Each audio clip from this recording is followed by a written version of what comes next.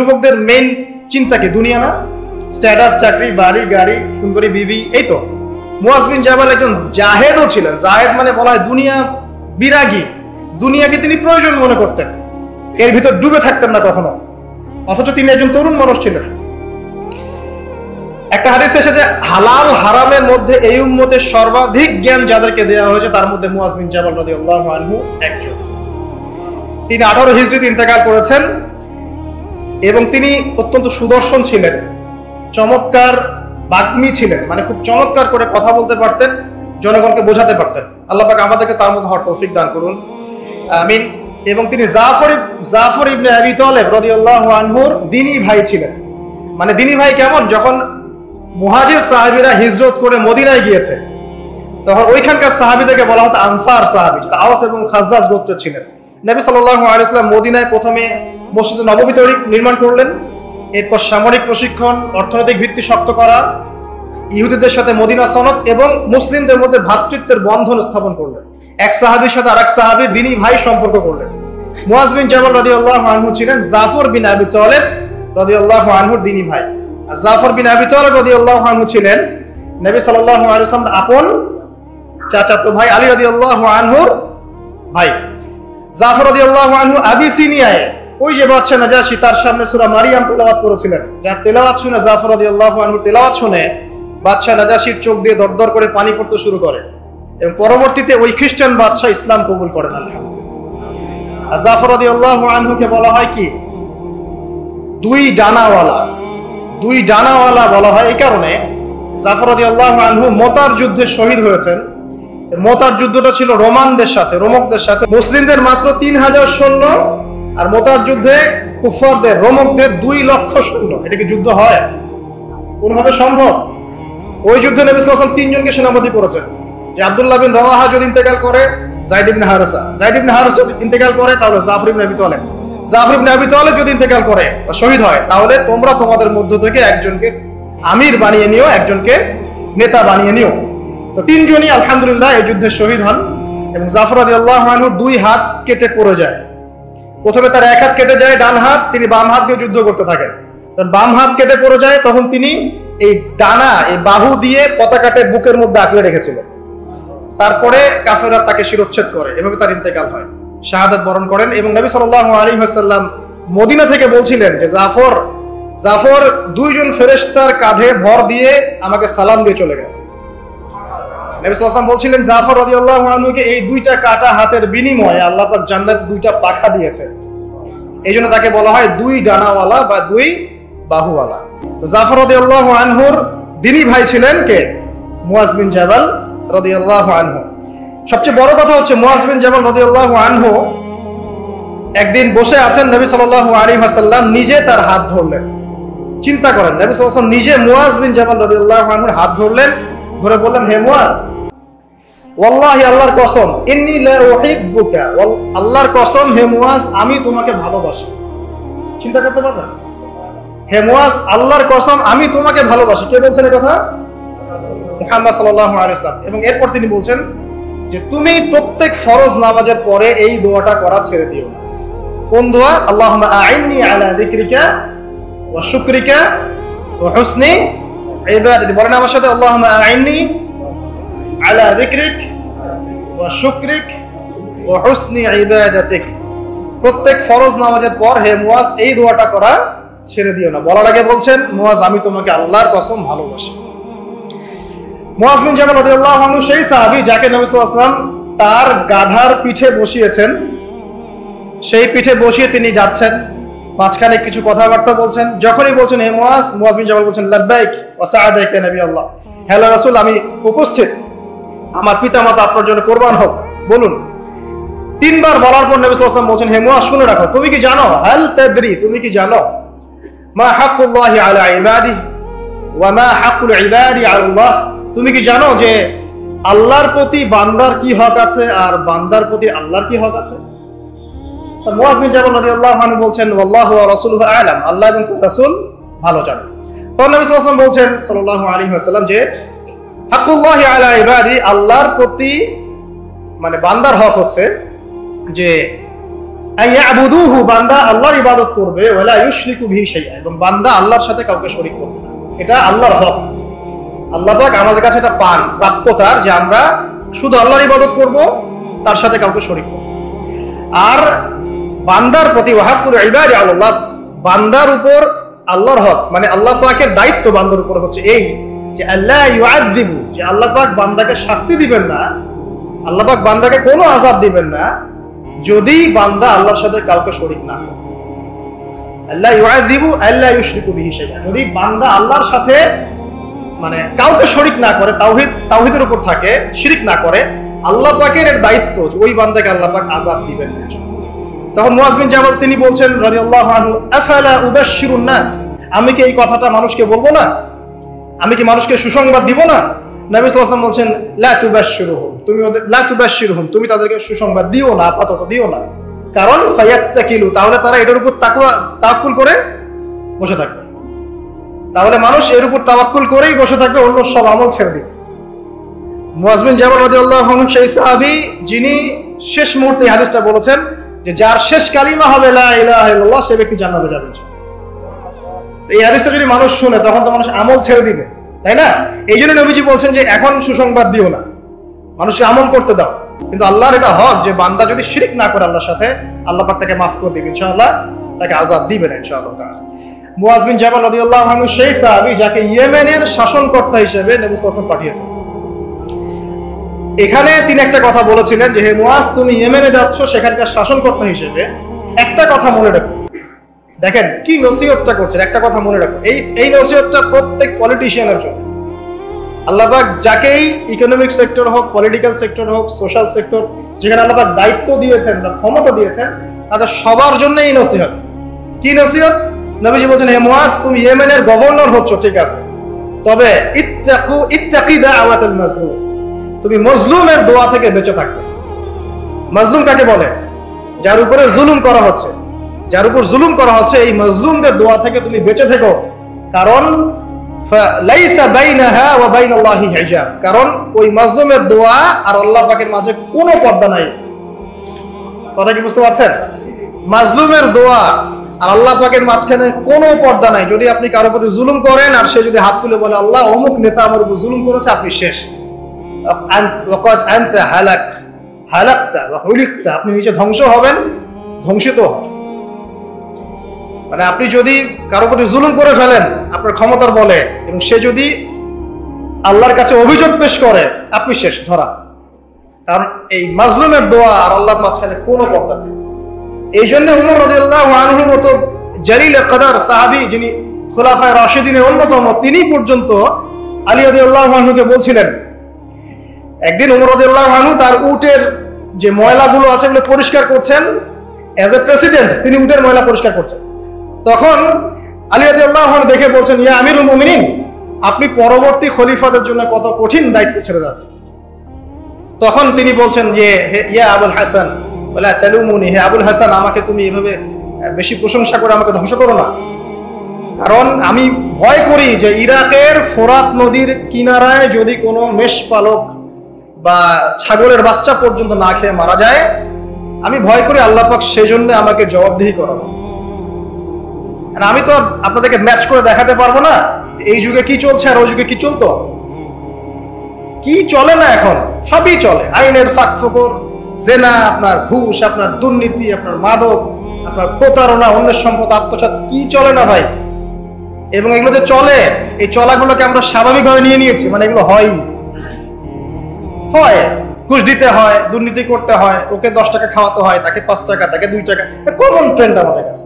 শুধু একটা মৃত্যু বাকি আছে, তাহলে কবরে যান, দেখবেন একটা দিনের হিসাব কেমন করে দেওয়া লাগে, এক একটা মাজলুমের কান্নার হিসাব কেমন করে দেওয়া লাগে। আবু যর রাদিয়াল্লাহু আনহু এই জন্য বলতেন যে আমি দায়িত্ব থেকে ভয় পাই, আমি ভয় পাই যে কেউ আমাকে দায়িত্ব দিবে। কারণ নবীজি আমাকে বলেছেন, যদি তোমাকে 2 জন ব্যক্তির দায়িত্ব দেওয়া হয় তাহলে তোমাকে ছুরিবিহীন জবাই করে দেওয়া হচ্ছে। আর আমরা এখন দায়িত্ব নেওয়ার জন্য মুখিয়ে থাকি, আমাকে দেন, আমি ভালো, ও খারাপ, আমি ভালো। দায়িত্বর যখন হিসেব বুঝিয়ে দেওয়া লাগবে আল্লাহর কাছে, তখন আপনি কান্না করতে করতে শেষ হয়ে যান। বিশ্বাস হচ্ছে না? অপেক্ষা করতে থাকেন। এই যে বড় বড় বিশ্ব নেতাদেরকে দেখছেন না, পরকালে এদের আকৃতি হবে পিঁপড়ার মতো, এই জাতীয় যদি এরা জুলুম করে থাকে, পরকালে পিঁপড়ার মতো আকৃতি হবে এদের, অন্ধকার ছেড়ে থাকবে এদের উপরে, পুলসিরাতে আটকা পড়ে থাকবে। যত মানুষের হক নষ্ট করেছে সবাই এর দিকে আঙ্গুল তুলে থাকবে, আমার এই করেছে, আমার সেই করেছে, আমার এই দেয়নি, আমার সেই দেয়নি। দেখেন এটা বাস্তব, দেখবেন চোখ দিয়ে। ইনশাআল্লাহ আল্লাহ পাক তো বলছেন, ওয়া মা আদরাকা মা ইয়াউমুদ্দিন, তোমরা জানো যে কিয়ামত দিবস কি? সুম্মা মা আদরাকা মা ইয়াউমুদ্দিন, আবার বলছে তোমরা কি জানো না কিয়ামত দিবস কি? ইয়াউমা লা ইয়ামলিকু নাফসুন লিনাফসিন শাইআ, যেদিন কোনো মানুষ, কোনো নফস, কোনো নফসের যাররা পরিমাণ উপকার করতে পারবে। যাই হোক, আমি ওইদিকে যাচ্ছি না, শুধু এতটুকু বলবো, প্রত্যেক পলিটিশিয়ানের জন্য একটা নসিহত, যেটা মুআজ বিন জাবাল রাদিয়াল্লাহু আনহুকে নবীজি করেছেন। হে মুআজ, ইয়েমেনের গভর্নর হচ্ছে হও, তোমাকে শাসন কার্য দেয়া হয়েছে, আলহামদুলিল্লাহ, তবে ইত্তাকি দাওয়াতাল মাজলুম, মাজলুমের দোয়া থেকে বেঁচে থাকো, কারণ ফালাইসা বাইনাহা ওয়া বাইনাল্লাহি হিজাব, কারণ মাজলুমের দোয়া আর আল্লাহর মাঝখানে কোনো পর্দা থাকে না। ব্যাস একটা নসিহত আপনার জন্য যথেষ্ট। এবার সামনে আসেন, মুআজ বিন জাবাল রাদিয়াল্লাহু আনহু সেই সাহাবী যিনি আরেকটা বিখ্যাত হাদিস বর্ণনা করেছেন। এটা বলে শেষ, অন্যদিকে যাচ্ছি। সেটা হচ্ছে যে তিনি বলছেন, নবী সাল্লাল্লাহু আলাইহি ওয়াসাল্লাম একদিন আমাকে বললেন, যদি দুইজন ব্যক্তি শুধুমাত্র আল্লাহর জন্য পরস্পরকে ভালোবাসে, যদি দুইজন ব্যক্তি পরস্পরকে শুধু আল্লাহর জন্য ভালোবাসে, তাহলে এই দুইজন ব্যক্তিকে কিয়ামতের মাঠে নূর বা আলোর মিম্বর দেয়া হবে। এই যে মিম্বর দেখছেন, এরকম নূর বা আলোর মিম্বর দেওয়া হবে, যেটা দেখে শহীদগণ এবং নবীগণ ঈর্ষা করবে। কি আমলের কারণে তাকে এই মর্তবা দেওয়া হবে? আমলটা কিন্তু মনস্তাত্ত্বিক আমল, বাহ্যিক কোনো আমল না। কি আমল? আল্লাহর জন্য একজন আরেকজনকে ভালোবাসছে। এই ভালোবাসা আবার আপনাদের বয়ফ্রেন্ড গার্লফ্রেন্ড অ্যাফেয়ার্স না, ওইটা বলেন না যে আমি তোমাকে আল্লাহর জন্য ভালোবাসি, এটা জিনা। আল্লাহর জন্য ভালোবাসা হালাল ভালোবাসা, যেটা বৈধ। তো দেখুন, এখন এই হাদিসের সংক্ষিপ্ত ব্যাখ্যা করে শেষ করছি। দেখুন, এখানে 10টা বিষয় বলা হয়েছে, 10টা বিষয় বলা হচ্ছে। 10টা বিষয় নিয়ে 10টা লেকচার দেওয়া সম্ভব। খুব সংক্ষেপে বলছি। 1 নম্বর, নবীজি বলেছেন ওয়ালা তুশরিক বিল্লাহি শাইআ। 1 নম্বর, তোমরা আল্লাহর সাথে কাউকে, তুমি আল্লাহর সাথে কাউকে শরীক করো না। ওয়া ইন কুতিলতা ওয়া হুররিকতা, তোমাকে যদি জ্বালিয়ে দেয়া হয়, মানে আগুন দিয়ে আপনাকে জ্বালিয়ে দেয়া হয়েছে, অথবা আপনাকে হত্যা করা হয়েছে, তারপরেও তুমি আল্লাহর সাথে শরীক করো। এখানে একটা চমৎকার হাদিস মনে পড়ে গেল, যে একদিন দুই ব্যক্তি একটা গ্রামের মধ্য দিয়ে যাচ্ছে। এই হাদিসটা কিতাবুত তাওহীদ গ্রন্থের মধ্যে আছে। দুজন ব্যক্তি একটা গ্রামের মধ্যে সর্বোচ্চ অগ্রাধিকার দিবে না? একটা অমুসলিম যদি একটা ইসলামিক স্টেটের মধ্যে নির্যাতনের শিকার হয়, জুলুমের শিকার হয়, এবং ওই জুলুম যদি কোনো মুসলিম তার উপর করে থাকে, তখন ইসলামিক স্টেটের প্রধান যিনি, যে কোর্ট এবং ল থাকবে, ওই মুসলিমকে শাস্তির আওতায় এনে বিচার করতে হবে। এত সাম্যের ধর্ম ইসলাম। আমরা আসলে ইসলাম বুঝিও না, ইসলাম পড়িও না। কিছু মানুষের কর্মকাণ্ড দেখে আমরা ইসলাম সম্পর্কে ধারণা করি, তাই না? কিছু দাড়ি টুপিওয়ালা মানুষ যদি অন্যায় করে, আমরা মনে করি ইসলাম মনে হয় এমনই।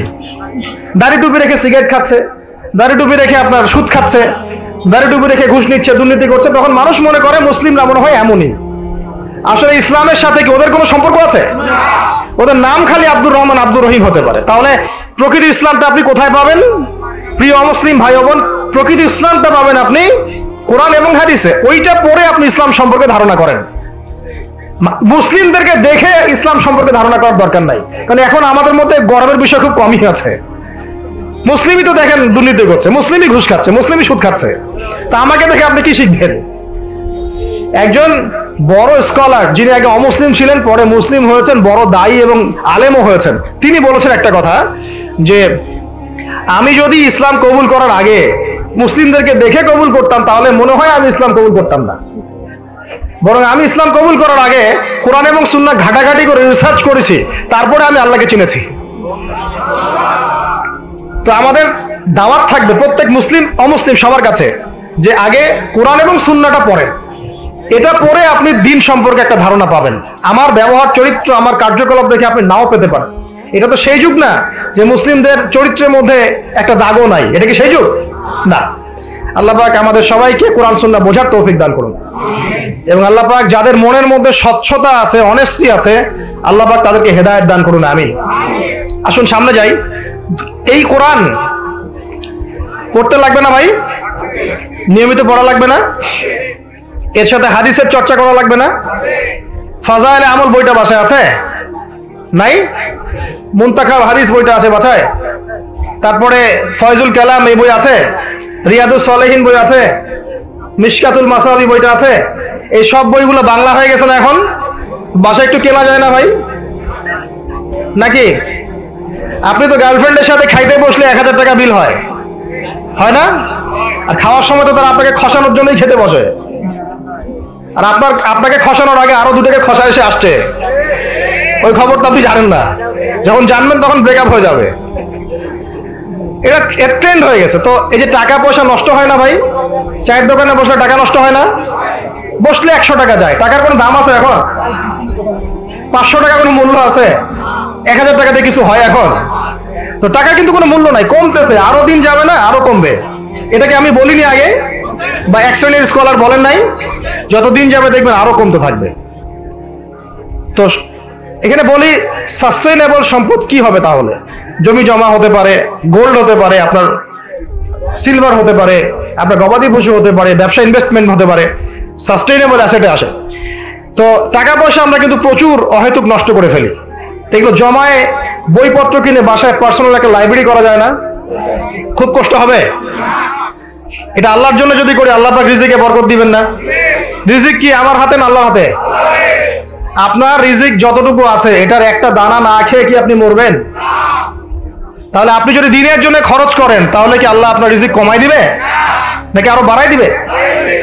আমাদের সবাইকে আল্লাহ পাক দিনের জন্য খরচ করার তৌফিক দান করুন, এবং পরিবারের জন্য খরচ করবেন। আমি ওইদিকে পরে আসছি।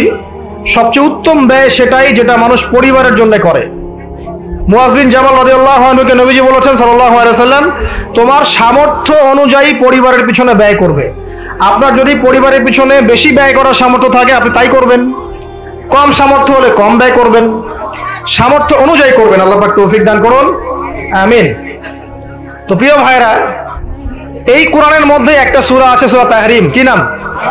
এই তাহরিম সূরার 6 নম্বর আয়াতে আল্লাহ পাক বলছেন, ইয়া আইয়ুহাল্লাযীনা আমানু, হে মুমিনগণ। মুমিন কারা? আমরা না? মুমিন কারা? যারা আল্লাহকে বিশ্বাস করে, রাসূলকে বিশ্বাস করে, যারা আসমানি কিতাব সমূহে বিশ্বাস করে, ঠিক আছে, রাসূলগণকেও বিশ্বাস করে, আগের রাসূলগণকে বিশ্বাস করে, পরকালে বিশ্বাস করে, জান্নাত জাহান্নাম মিজান পুলসিরাত এগুলোতে বিশ্বাস করে, এবং তাকদীর বা ভাগ্যের ভালো মন্দে বিশ্বাস করে। এরা কি মুমিন না? শর্ত হচ্ছে মুমিন হতে হলে আপনাকে অন্তরে বিশ্বাস করতে হবে, মুখে স্বীকারও করতে হবে, কাজেও বাস্তবায়ন করতে হবে। নাকি শুধু মুখে বললেই হবে? নামাজ পড়ি না তাতে কি হয়েছে, আমার অন্তর ঈমান পরিপূর্ণ, বলি না আমরা?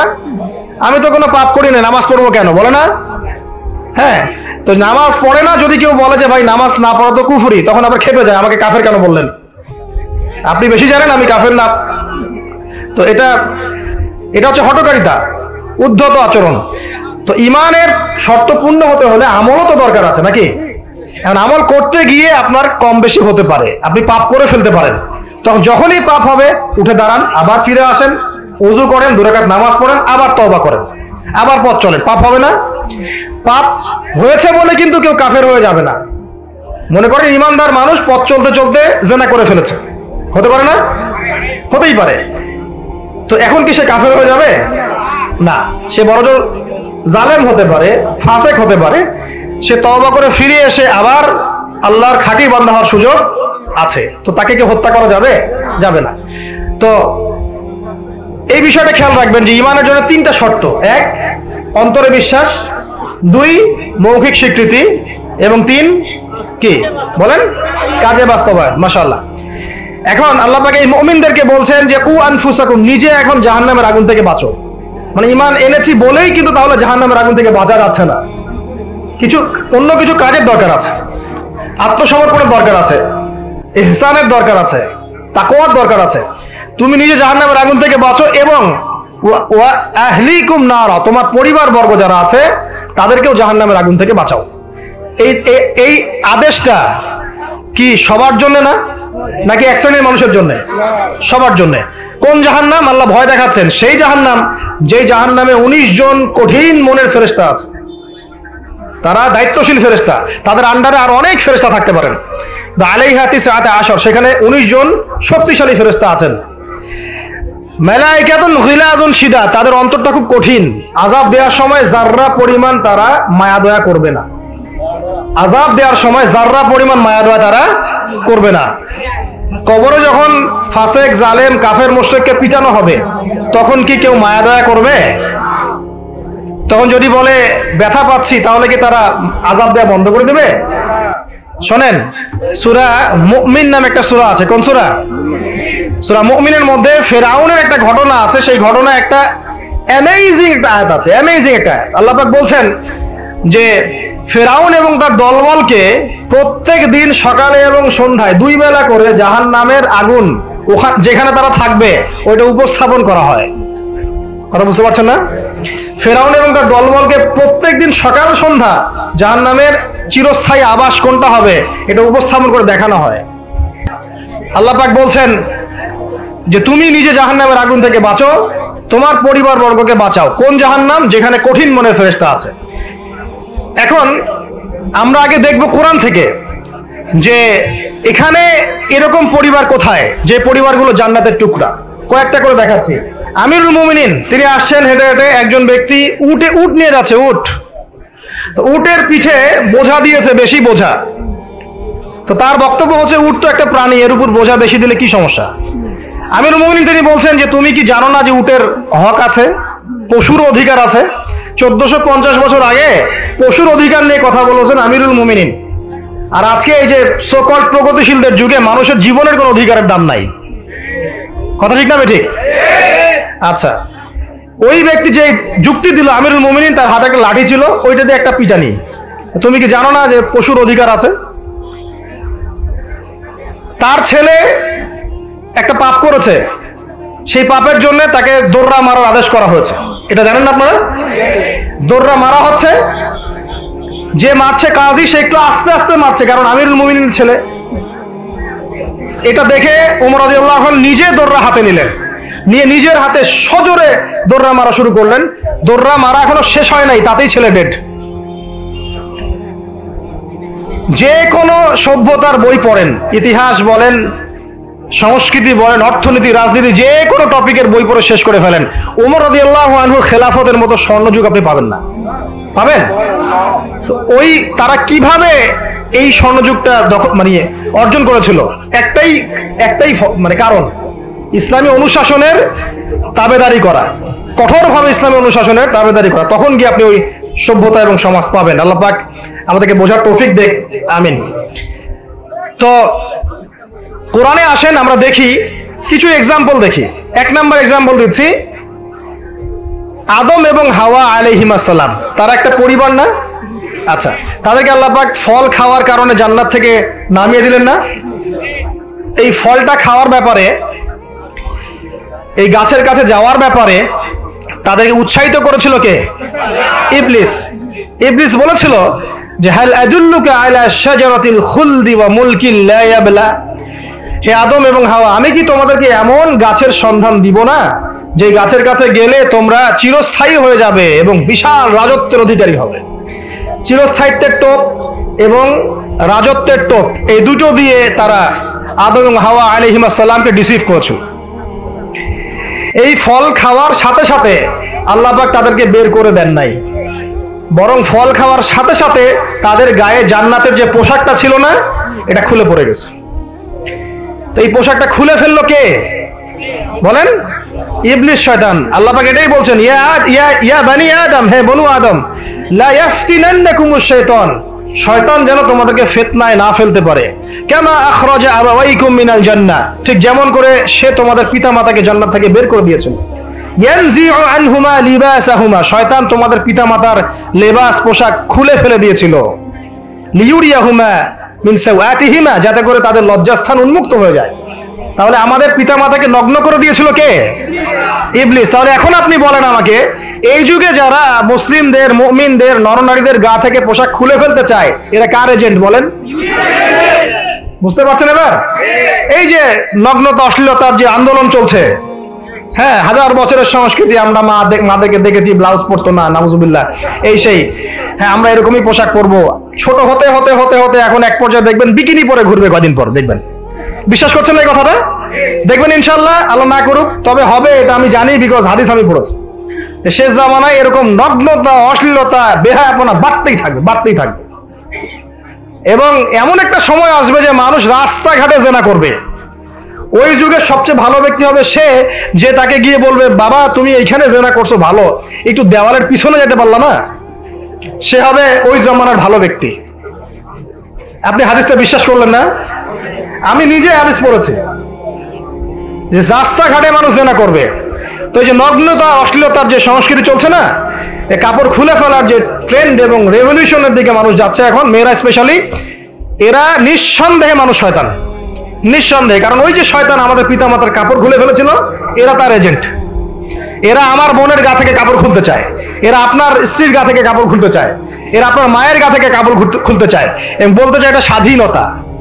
আরে বোকা মানুষ, এই পৃথিবীতে মানুষ স্বাধীন নয়, এই পৃথিবীতে কোনো মানুষই স্বাধীন নয়।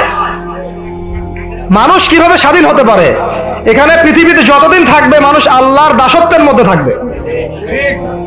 যে মানুষ নিজেকে স্বাধীন মনে করে সে শয়তানের তাবেদারি করে। এই পৃথিবীতে কোনো মানুষই স্বতন্ত্র স্বাধীন নয়, বরং আল্লাহ পাকের দাসত্বের অধীনে সে পরাধীন। মানুষ বুঝতে চায় না যে স্বাধীনতার ডেফিনেশন কি। আল্লাহ পাকের রুলস এবং রেগুলেশনস মেনে চললে পরে আমি তখন স্বতন্ত্র স্বাধীন, আল্লাহর দাসত্বের অধীনে, দাসত্বের বাইরে গিয়ে নয়। আর আল্লাহ পাকের দাসত্বের 5 পয়সা পরোয়া না করে নিজেকে যদি স্বাধীন মনে করে সে তো শয়তানের চেলা। কথা কি বুঝতে পারছেন? আসেন, এই যে আমাদের পিতামাতাকে ওখান থেকে নামিয়ে দেওয়া হলো, তারা দুজন কিন্তু এই পৃথিবীতে যে কষ্টের জীবন তারা কিন্তু একসাথে অতিবাহিত করেছেন, করেন নাই? তো এই যে কষ্ট দুঃখ একসাথে পথ চলা, স্বামী স্ত্রীর এই যে একটা বন্ধন, মায়াবী একটা হৃদ্যতার বন্ধন, এটাই হচ্ছে পরিবারের ভিত্তি। আমি আদর্শ পরিবারের দিকে যাচ্ছি আস্তে আস্তে ইনশাআল্লাহ। কোরআন থেকে আপনাকে কয়েকটা দলিল দিচ্ছে। এবার দেখবেন তাদের সন্তান হাবিল কাবিল, ওই যে কি হলো, কাবিল হাবিলকে, করেন নাই? কাবিল হাবিলকে হত্যা করলো। এখানে হত্যার মূল কারণ কি ছিল? হিংসা। কাবিলের কোরবানি কবুল হচ্ছে না, হাবিলেরটা হচ্ছে। তার মানে বুঝলাম পৃথিবীতে ফাসাদ ছড়িয়ে পড়বে, পরিবারে ফাসাদ ছড়িয়ে পড়বে, তার অন্যতম একটা কারণ হচ্ছে ঈর্ষা বা হিংসা। আসলে ঈর্ষা হিংসা এক জিনিস নয়, এখানে মূল কারণ হচ্ছে হিংসা। তো আমাদের পরিবার জান্নাতের টুকরা হবে ইনশাআল্লাহ যদি স্বামী স্ত্রীর মধ্যে হিংসা না থাকে, পরিবারের সদস্যদের মধ্যে পরশ্রী কাতরতা না থাকে। একটু মনোযোগ দেন। তারপর আছে সেই গ্রামের মানুষরা মূর্তি পূজারী, তো ওরের পথ আটকে দিল, দিয়ে বললো যে তোমরা যেতে পারবে না সামনে যতক্ষণ না আমাদের এই দেবতার সামনে কিছু না কিছু উৎসর্গ করছো। ঠিক আছে?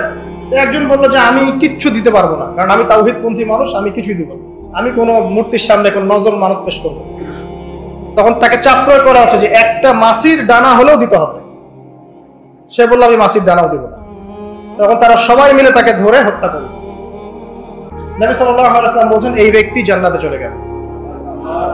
আর যে দ্বিতীয় বন্ধু, সেই বন্ধু বলছে আমার কাছে কিছু দেওয়ার নাই, তখন তাকে ফোর্স করা হচ্ছে একটা মাছি হলেও দিতে হবে। তখন সে একটা মাছি কুরবানি করলো, ওই স্ট্যাচুর জন্য একটা মাছি উৎসর্গ করলো। নবী সাল্লাল্লাহু আলাইহি ওয়াসাল্লাম বলছেন এই মাছিটা উৎসর্গ করার কারণে সে জাহান্নামে চলে গেছে। আমি কিভাবে বুঝাবো আপনাকে শিরক আর তাওহীদ কি জিনিস? মানে লা তুশরিক বিল্লাহি শাইআ, মানে আপনার চিন্তার মধ্যে যাররা পরিমাণ শিরকি আকীদা থাকা যাবে, আপনার কাজ আমল, আপনার আমলের মধ্যে যাররা পরিমাণ শিরক থাকা যাবে, আপনার কথার মধ্যে যাররা পরিমাণ শিরকের ছোঁয়া থাকা যাবে। এই তিনটা ক্ষেত্রেই মূলত শিরক হয়, হয় চিন্তায় হবে শিরক, না হলে কথায়, না হলে কাজে। চিন্তায় কেমন? এই যে কেউ মনে করছে যে আল্লাহ বলতে কেউ নাই, নাউযুবিল্লাহ। এই মহাবিশ্ব সৃষ্টি হয়েছে বিগ ব্যাং থেকে, কেউ সৃষ্টি করে না। তোমরা এগুলো পড়ো না সায়েন্সে? হ্যাঁ। তারপরে মহাবিস্ফোরণের মধ্য দিয়ে অটোমেটিকলি এটা এভাবেই সৃষ্টি হয়ে গেছে।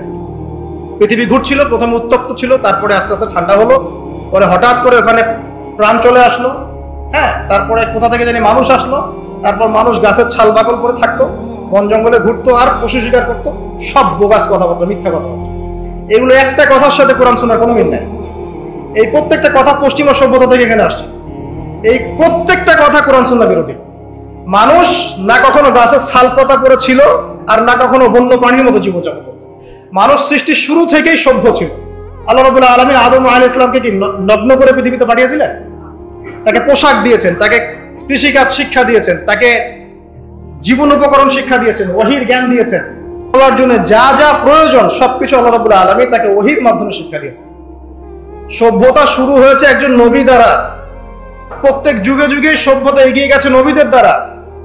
আর এখন আমাদের এই সমাজবিজ্ঞান বইগুলোতে পড়ানো হয় সভ্যতা শুরু হয়েছে রোমকদের দ্বারা, গ্রিকদের দ্বারা, পশ্চিমাদের দ্বারা, তাই না? এর বাইরে কিছু নাই। ফিলোসফি পড়েন, ফিলোসফির প্রত্যেকটা বই এরকমই লেখা আছে। অথচ সভ্যতা শুরু হয়েছে নবীদের দ্বারা, আর সভ্যতা শেষও হবে একজন নবী দ্বারা। তার নাম কি? ঈসা আলাইহিস সালাম। এবং তিনি অচিরে আগমন করবেন ইনশাআল্লাহ তাআলা। সেটা হতে পারে 100, 200, 300 বা 500 বছরের মধ্যে, আল্লাহু আ'লাম। কিন্তু সভ্যতা শেষ হবে একজন নবীর হাতে। তো যাই হোক, এই প্রতিটা কথা, যেমন আল্লাহ বলতে কেউ নাই, বা আল্লাহর সাথে আরো ইলাহ আছে নাউযুবিল্লাহ, বা পৃথিবী মহাবিশ্ব আল্লাহ সৃষ্টি করেন নাই, বিগ ব্যাং থেকে সৃষ্টি হয়েছে, এগুলো চিন্তা করতো শিরক। শিরক এমনও শিরক আছে এখন, আধুনিক শিরক, যে বিজ্ঞান কোনো কিছুকে প্রমাণ করলে মানুষ বিশ্বাস করে, বিজ্ঞান প্রমাণ না করলে মানুষ বিশ্বাস করতে চায়। বিজ্ঞান বলছে এই ছবি এত বছর আগের, মানুষ বিশ্বাস করে। আল্লাহ পাক বলছেন যে এরকম কোটি কোটি বছর আগে মানুষ বলতে কিছুই ছিল না, মানুষের অস্তিত্বই ছিল না, পরে মানুষকে আল্লাহ পাক সৃষ্টি করলেন, হ্যাঁ, তারপর নাম শেখালেন, জান্নাতে রাখলেন, পরে সেখানে পরীক্ষা নেওয়া হলো, দুনিয়াতে পাঠালেন। মানুষ বিশ্বাস করতে চায় না। বিজ্ঞান যদি বলে যে জান্নাত বলে কিছু আছে, মানুষ বিশ্বাস করবে। হ্যাঁ, নাসা যদি বলে জাহান্নাম বলতে কিছু আছে, মানুষ বিশ্বাস করবে। কোরআনে বলা আছে জান্নাত জাহান্নামের কথা, মানুষ বিশ্বাস করতে চায়। নাস্তিকরা বলে এগুলো মৌলবাদী কথাবার্তা। ধর্মান্ধ নাকি? ধর্মান্ধ নতুন শব্দ এসেছে। অন্ধভাবেই ধর্ম পালন করতে হয়। ধর্মকে নাজিল করেছেন আল্লাহ পাক। আমি কি আল্লাহর চাইতে বেশি বুঝি? তাহলে আমি যদি আল্লাহর ইচ্ছার সামনে নিজেকে আত্মসমর্পণ করে দেই, তাহলে তো আমি ধর্মান্ধই হলাম। সমস্যা কোথায়? ধর্মান্ধ না হলে আপনি ইসলাম পালন করবেন কেমন করে? আল্লাহর চেয়ে কি আপনি বেশি দেখতে জানেন? আল্লাহর দৃষ্টির চেয়ে কি আপনার দৃষ্টি বেশি প্রখর? আল্লাহ পাক যেটা দেখছেন, যেটা ওহী করেছেন, আমি চোখ বন্ধ করে সেটা পালন করছি, তা আমি তো অন্ধভাবেই ধর্ম পালন করবো নাকি? কথা বুঝতে পারেন নাই? ইসলামের মৌলিক যে বিষয়গুলো, সালাত, কালিমা, সওম, যাকাত, হজ, এগুলো মৌলিক না? ইসলামের মৌলিক বিষয়গুলো মেনে চলাই তো মৌলবাদ। ইসলামের মৌলিক বিষয়গুলোকে মেনে চলবো বলেই তো আমি মৌলবাদী। আর যদি মৌলিক বিষয় না মানেন, নামাজ মানি না, কালিমা মানি না, যাকাত মানি না, তাহলে আপনি তো ইসলাম মুসলিম থাকছেন না। তাহলে মুসলিম হতে হলে তো আপনাকে মৌলবাদী হতেই হচ্ছে। কোন শব্দকে কিভাবে তা'বিল করে আল্লাহ ভালো জানে। তো কোরআন এবং সুন্নাহ অন্ধভাবেই মানতে হবে। এখানে যা আছে এটাই চূড়ান্ত, এর বাইরে কোনো সত্যের উৎস নাই। হ্যাঁ, কোরআন সুন্নাহর সাথে যদি কোনো কিছু মিলে যায়, সেটা মানতে আমাদের কোনো আপত্তি নাই, হোক সেটা সায়েন্স বা দর্শন বা যুক্তি বা যে কোনো কিছু। কোরআন সুন্নাহর সাথে যাই মিলে যাবে, মানতে কোনো আপত্তি আছে? নাই। কিন্তু কোরআন সুন্নাহর সাথে যেটা মিললো না, সেটা কি আপনি মানতে পারবেন? তাহলে কোরআন এবং সুন্নাহকে আপনাকে এভাবেই মানতে হবে, চোখ বন্ধ করে কোরআন সুন্নাহ মানতে হবে। আর আল্লাহ পাক আমার চেয়ে অনেক বেশি ভালো বোঝেন আমার জন্য ভালো কোনটা, তাহলে আল্লাহ পাকের ভালো আমি চোখ বন্ধ করে মানবো না?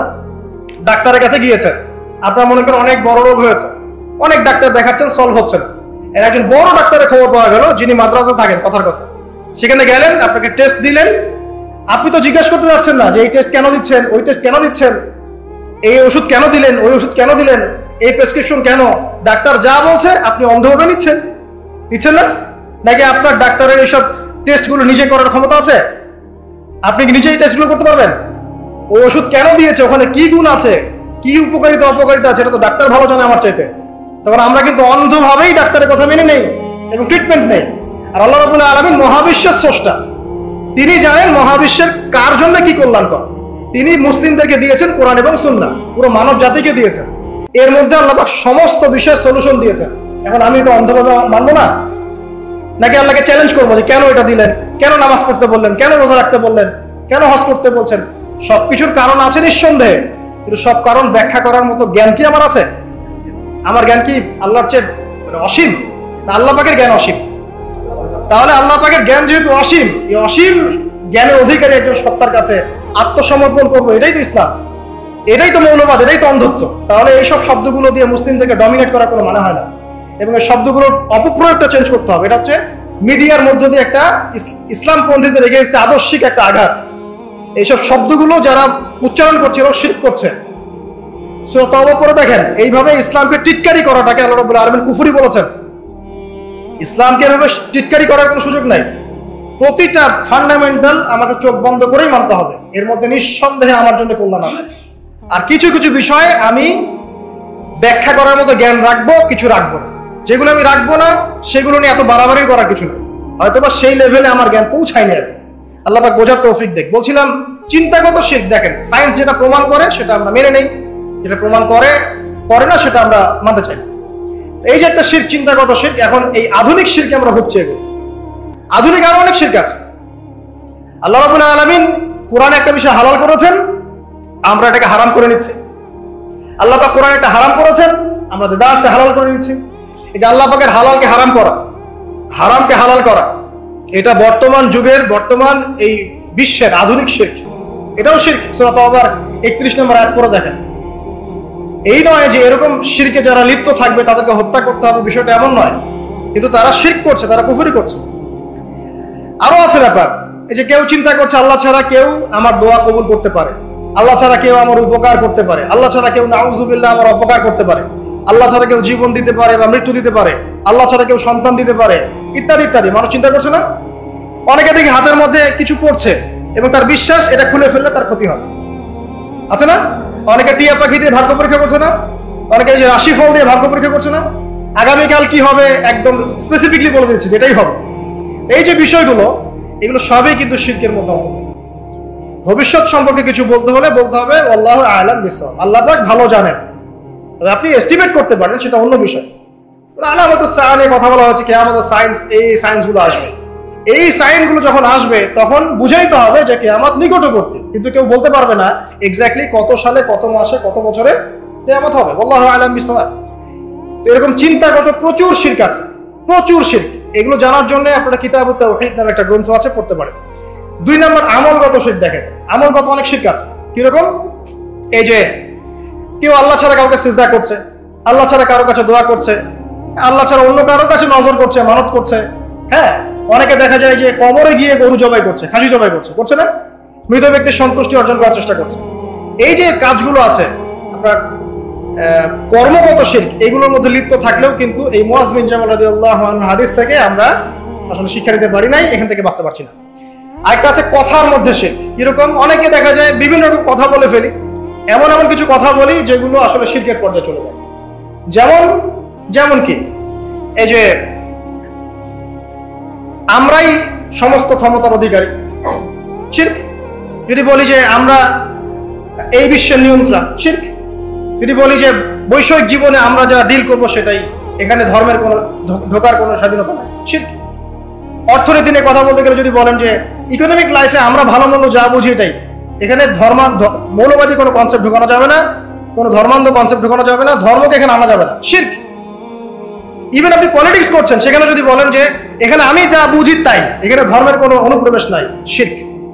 আপনি ধর্মকে 5 পয়সা দাম দেন এখানে, অথচ ইসলামে প্রতিটা বিষয়ের হেদায়েত ছিল, আপনি নেন নাই। যদি বিশ্ব যারা ডিল করছে এখনকার, এরা যদি বলে যে আমরা এই বিশ্বের হত্যাকর্তা, ভাবখানা তো ওইটাই, বিশ্বের হত্যাকর্তা তারাই। এখন কিভাবে এক দেশের সাথে আরেক দেশের যুদ্ধ লাগানো যাবে, কিভাবে আরেক দেশে অস্ত্র বিক্রি করা যাবে, কিভাবে ওইখানে মহামারী ছড়ানো যাবে, কিভাবে শান্তিপূর্ণ মুসলিম রাষ্ট্রের মধ্যে একটা সন্ত্রাসী ইস্যু সৃষ্টি করা যাবে, কিভাবে ইকোনমিক স্যাংশন দেওয়া যাবে, একটা দেশকে কেমন ডমিনেট করা যায়, এগুলোই চিন্তা সারাদিন। বিশ্বটাকে এখন নিয়ন্ত্রণ করছে বদ শ্রেণীর কিছু মানুষ, পাপী, বদ এবং ফাসেক, মুশরিক এবং কাফের টাইপের কিছু মানুষ, এবং এরা সারা বিশ্বটাকে ধ্বংস করে ফেলেছে। এখানে না আছে কোনো মানবতা, না আছে কোনো আল্লাহ রাব্বুল আলামিনের ঐশী কোনো গ্রন্থ, কোনো বিধান, না আছে কোনো সাম্য, না আছে কোনো বাক স্বাধীনতা, না আছে কোনো মুসলিমদের অধিকার, না আছে শিশুদের কোনো অধিকার, না নারীদের কোনো হিজাবের অধিকার, কিছুই নাই। পুরো বিশ্বটাকে এখন শয়তানি দাসত্বের মধ্যে নিয়ে আসা হয়েছে। এই সব কিছুই শিরকের অন্তর্ভুক্ত। এরা আল্লাহ পাকের বিধানের 5 পয়সা পরোয়া করে না। আর যে ব্যক্তি আল্লাহ পাকের বিধানের 5 পয়সা দাম দেয় না, নিজের মন গড়া বিধান দিয়েই পুরো বিশ্ব পরিচালনা করে, এগুলো শিরকি কনসেপ্ট। এই সমস্ত মানুষকে একদিনের মধ্যে আল্লাহ পাক যদি ধ্বংস করে দেন, আল্লাহ পাকের যাররা পরিমাণ ক্ষতি হবে। আর এই সমস্ত মানুষকে যদি একসাথে আল্লাহ পাক উল্টা করে এই আপনার জাহান্নামে নিক্ষেপ করেন, আল্লাহ পাকের কিচ্ছু যায় আসবে না।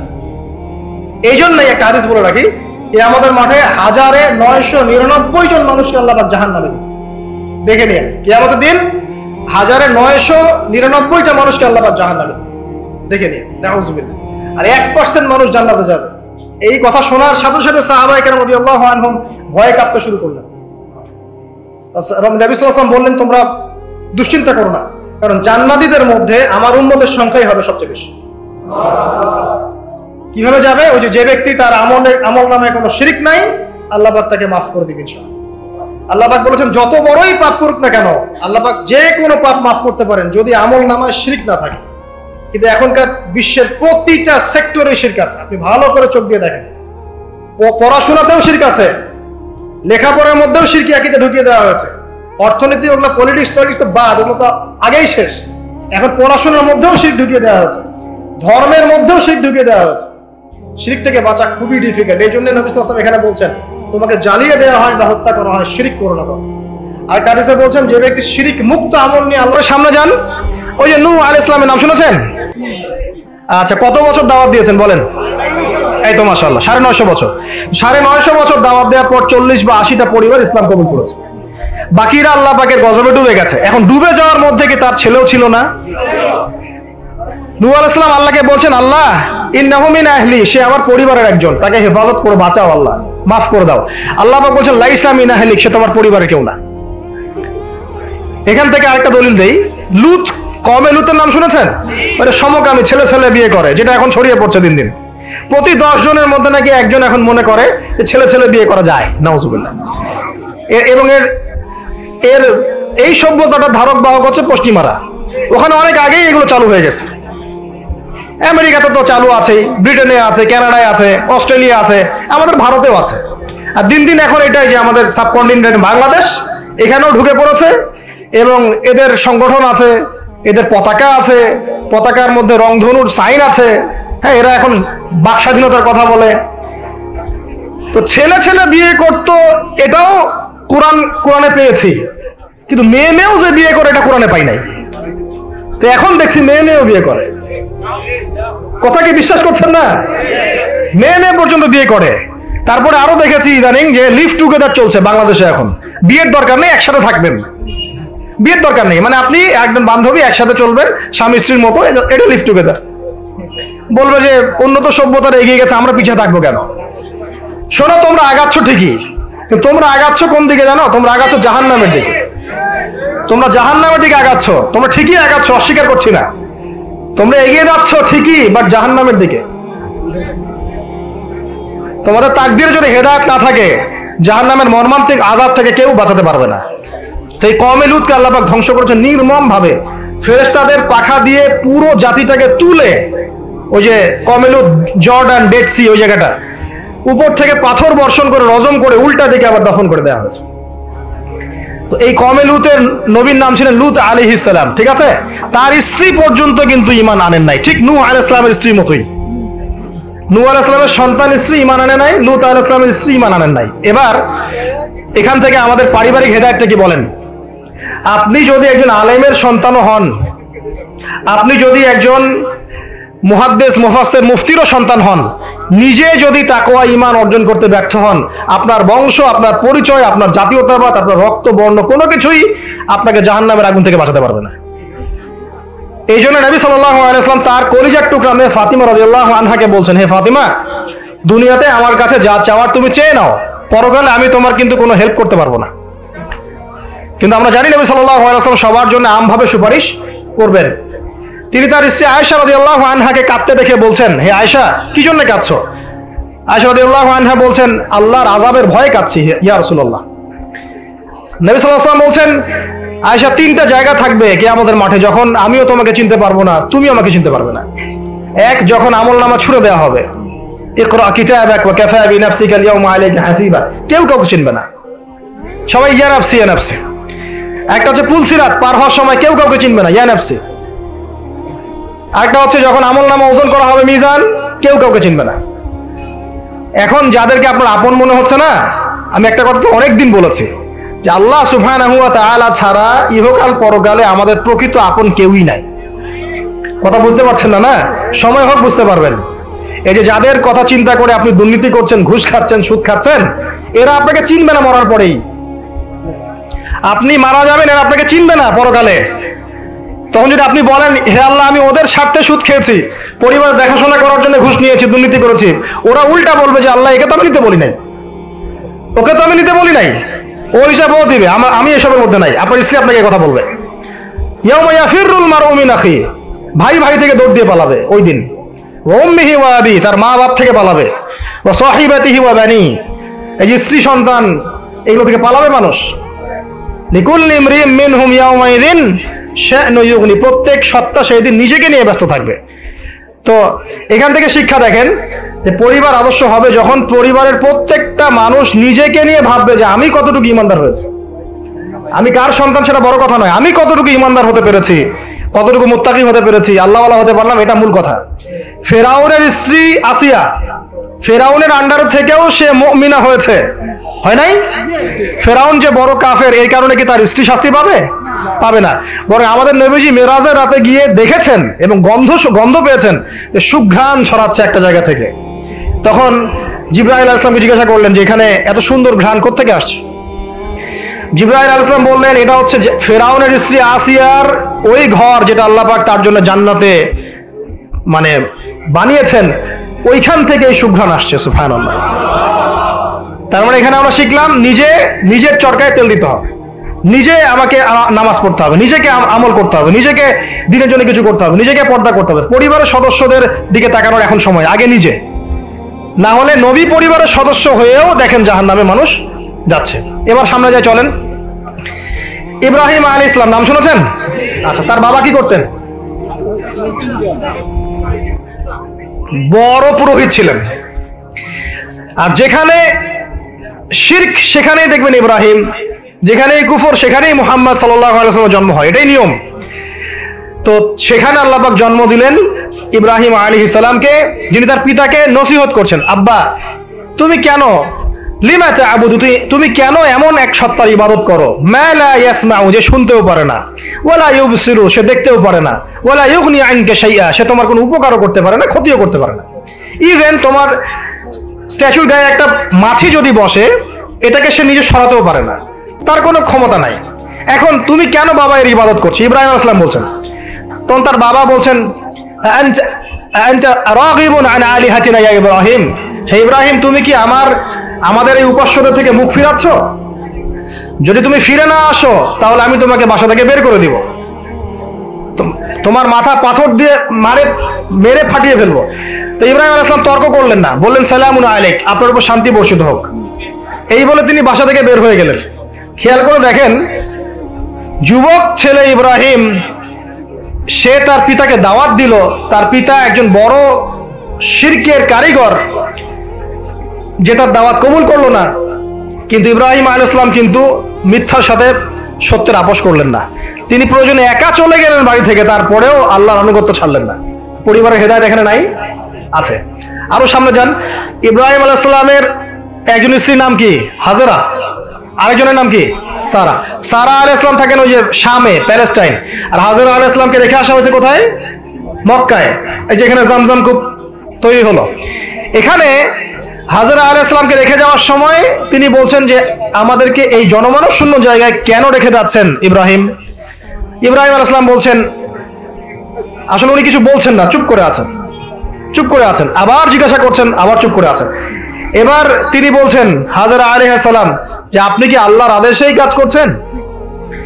তখন ইব্রাহিম আলাইহিস সালাম বলছেন হ্যাঁ, মাথাটা খালি নাড়লেন, হ্যাঁ নাম। তখন তার স্ত্রী বলছেন তাহলে আল্লাহ পাক আমাদেরকে ধ্বংস করবেন না ইনশাআল্লাহ। খাবার নাই, পানিও নাই, কিছুই নাই, আল্লাহর প্রতি তাওয়াক্কুলটা দেখেন। এবার দেখেন ওই স্ত্রীর গর্ভ থেকে একজন সন্তান হলো, তার নাম কি? ইসমাইল। এবার এই সন্তানকে তার বাবা বলছেন অনেক বছর পরে যে ইয়া বুনাই, হে আমার সন্তান, ইন্নী আরা ফিল মানামি আন্নী আযবাহুক, আমি স্বপ্নে দেখেছি আমি তোমাকে জবাই করছি, ফানজুর মাযা তারা, তুমি একটু তোমার রায়টা জানাও, তোমার কি মতামত। ওই তাওয়াক্কুল কারিনী নারীর গর্ভ থেকে জন্ম নেওয়া এই ইসমাইল তিনি বলছেন ইয়া আবাতি, হে আমার বাবা, ইফআল মা তুমার, আপনি তাই করেন যে আল্লাহ আপনাকে আদেশ করেছেন। সাতাজিদুনি ইনশাআল্লাহু মিনাস সাবিরিন, ইনশাআল্লাহ আপনি আমাকে সবরকারী পাবেন। এই বাচ্চার বয়স হবে বড় জোর 10 থেকে 15, নাকি কম সম হবে আর কি। তো এই প্রজন্মের আমাদের জেনারেশনকে দেখেন না, আমি গতকালকে গুগল সার্চ করে দেখেছি যে বাংলাদেশের 11 থেকে 19 বছর বয়সী যে বাচ্চারা আছে, কিশোর, এরা এখন সবচেয়ে বেশি পর্ন দেখে, সবচেয়ে বেশি। এবং স্কুল কলেজ পড়ুয়ার মধ্যে 77%ই পর্ন দেখে। এবং ইন টোটাল হিসাব করে দেখা যায় বাংলাদেশে 92% মানুষ পর্ন আসক্ত, মানে পর্ন আসক্ত না হলেও পর্ন দেখে। তো ওই যে কিশোর ইসমাইলের চেতনা দেখেন আর আমাদের এই যুব সমাজের চেতনা দেখেন, পার্থক্যটা করেন আপনি, তাহলে বুঝতে পারবেন কিভাবে রেভলিউশন হয়েছে ইসলামের, এখন কেন হচ্ছে না আপনি নিজেই বুঝতে পারবেন। আমাদের কারণেই হচ্ছে না। আসেন এবার এই সন্তানকে যে জবাই করার ঘটনা, আল্লাহ পাক হাদিয়া পাঠালেন, তাকে জবাই করতে হলো না, এখান থেকে আমরা কুরবানির ঈদ পালন করছি, তাই না? আচ্ছা, এখানে আমি পরিবারের হেদায়েত হিসাবে এটা ফাইন্ড আউট করছি আপনাদের জন্য যে যদি পরিবারের নারীরা হয় এই হাজরা আলাইহা সালামের মতো সহনশীলা, সবরকারিণী এবং তাওয়াক্কুলকারিণী, তখনই গিয়ে তাদের গর্ভ থেকে ইসমাইলের মতো সন্তান জন্ম হবে ইনশাআল্লাহ। যাদেরকে আল্লাহর জন্য কুরবানি করতে চাইলে তারা বলবে কোনো সমস্যা নাই, প্রয়োজন আল্লাহর জন্য কুরবান হয়ে যাও। তো এখানে কার ভূমিকা বেশি, বাবার না মায়ের? তাকে কিন্তু তার বাবা মানুষ করেননি, তার বাবা ওইখানে থাকেন সিরিয়ায়, শামে, মাঝে মাঝে আসা যাওয়া করেন। তার বেশিরভাগ সময় তাকে প্যারেন্টিং কে করেছে? তার মা। ওই মায়ের গর্ভ থেকে এমন সন্তান আশা করা যায়? তো এখনকার এই সিরিয়াল দেখা মেয়েদের গর্ভ থেকে এমন সন্তান আশা করা যায়? এখনকার ওইসব মেয়েদের গর্ভ থেকে আশা করা যায় যেটা স্বামী দিতে পারলে সে খুশি, দিতে না পারলে অসন্তুষ্ট, বেজার? স্বামীকে প্রেসার দিতে দিতে, মানসিক কষ্ট দিতে দিতে স্বামীকে বুড়া বানায় ফেলে দিয়েছে। আমাদের নবীজি দোয়া করতেন আল্লাহর কাছে, আল্লাহ আমি এমন স্ত্রী থেকে তোমার কাছে আশ্রয় চাই যে আমাকে বৃদ্ধ হওয়ার আগেই বুড়া বানায় ফেলবে। বৃদ্ধ হওয়ার আগেও স্ত্রী চাইলে স্বামীকে বুড়া বানাতে পারে। দেখা যায় অনেক সময় অনেক পরিবার স্ত্রীদের মানসিক টর্চারের কারণে স্বামীরা স্ট্রোকের শিকার হয়, রোগ ব্যাধির শিকার হয়, হার্ট স্ট্রোক করে, হাই প্রেশারের শিকার হয়, পেরেশান, দিনের জন্য কাজ করা তো দূরের কথা, দুনিয়া সামলাতে তার সারাদিন চলে যায়। এই নারীরা কি হাজরা আলাইহা সালামের মতো? যখন এমন নারীরা ঘরে ঘরে তৈরি হবে তখন দেখবেন আদর্শ পরিবার ঠিকই গঠিত হবে ইনশাআল্লাহ। তো বিয়ে করলে এই ধরনের মেয়েকে করবেন। রূপের সৌন্দর্য দেখে, টাকা পয়সা দেখে আর অন্যান্য বিষয়গুলো দেখে এত বেশি ইমপ্রেসড হওয়ার দরকার নেই। আপনি দেখবেন দিনদারিতা আছে কিনা, এবং দিনদারিতা কিন্তু শুধু বোরখার মধ্যেই থাকে না। আপনাকে কথা বলে প্রশ্নোত্তরের মাধ্যমে পাত্রী দেখার সময় এগুলো যাচ করতে হবে। আপনাকে ওর মাকে দেখতে হবে, তার মা কেমন, কোন মায়ের সন্তান সে, তার মায়ের আকীদা কেমন, তার মা কেমনে চলাফেরা করে, ওর নানি কেমন, ওর পরিবারের সদস্যরা কেমন, এগুলো দেখে মেয়ে চুজ করবেন। এই যে নসিহতগুলো করছি, যারা আনম্যারিড তোমার জন্য এগুলো শোনার চেয়ে বেশি দামি। কারণ এই ডিসিশনটা এত গুরুত্বপূর্ণ যে জীবনে যদি এটাতে ভুল করে ফেলেন কখনো, সারাটা জীবন আপনাকে এই বোঝা টানতে হবে। এবং এমন কষ্ট আসবে যেটা আপনার ওই যে বিয়ের পর নতুনত্বর সাময়িক সুখ থাকে 1 বছর 2 বছর 2.5 বছর 3 বছর পরে দেখবেন সারা জীবনটা জাহান্নাম হয়ে গেছে। তো একটা নসিহত, বাড়ির স্ত্রীরা এবং বোনরা যদি হাজরা আলাইহিস সালামের মতো হতে পারে ইনশাআল্লাহ তাআলা আদর্শ পরিবার গড়ে উঠবে ইনশাআল্লাহ। আল্লাহ পাক তৌফিক এনায়েত করুন, আমিন। আরো সামনে যান, এখানে দেখেন লুকমান হাকিম, নাম শুনেছেন? তিনি একজন বিজ্ঞ মানুষ ছিলেন, অনেকে বলেছেন নবী ছিলেন, কেউ বলেছেন নবী ছিলেন না। যাই হোক, তিনি তার সন্তানকে কিছু নসিহত করছেন। কি চমৎকার নসিহত! তিনি সন্তানকে নসিহত করছেন, ইয়া বুনাইয়া, হে আমার ছোট্ট বৎস, লা তুশরিক বিল্লাহ, তুমি আল্লাহর সাথে কাউকে শরীক করো না। ইন্না শিরকা লা যুলমুন আযীম, কারণ শিরক হচ্ছে মহান জুলুম। ছোট্ট একটা বাচ্চা শিরকের বোঝেটা কি কিছু বোঝে? আমরা আমাদের ছোট বাচ্চাদেরকে কি শিখাই? জীবনে বড় হওয়া, প্রতিষ্ঠিত হওয়া, ইত্যাদি ইত্যাদি, তাই না? কিন্তু এখানে দেখেন লুকমান হাকিম আলাইহিস সালাম তিনি তার সন্তানকে শিরকের শিক্ষা দিচ্ছেন। পিতা মাতার খেদমত করবে, তাদের অবাধ্য হবে না, সৎ কাজের আদেশ করবে, অসৎ কাজে নিষেধ করবে, ঠিক আছে? বিপদে পড়লে সবর করবে, গাধার মতো উচ্চস্বরে কথা বলবে না। এই নসিহতগুলো করছেন লুকমান তার সন্তানকে আলাইহিস সালাম। এখান থেকে প্যারেন্টিং পাচ্ছেন না যে আপনি আপনার সন্তানকে, পরিবারের সদস্যদেরকে কি নসিহত করবেন? এবার কোরআনের পাতায় পাতায় আছে। ইয়াকুব আলাইহিস সালাম তার সন্তানদেরকে নসিহত করছেন যে আমার পরে তোমরা কার ইবাদত করবে? তারা বলছে আমরা আল্লাহর ইবাদত করবো ইনশাআল্লাহ তাআলা।